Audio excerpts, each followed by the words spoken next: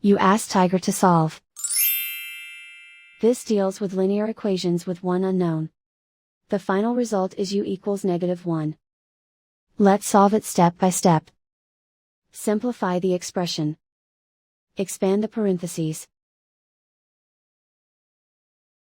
Simplify the arithmetic. Swap sides.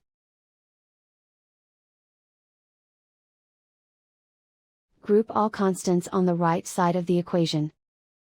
Add 40 to both sides. Simplify the arithmetic.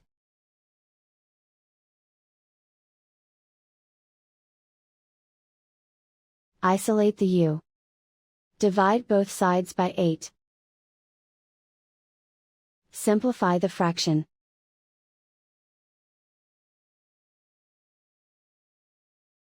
And so the final result is u equals -1.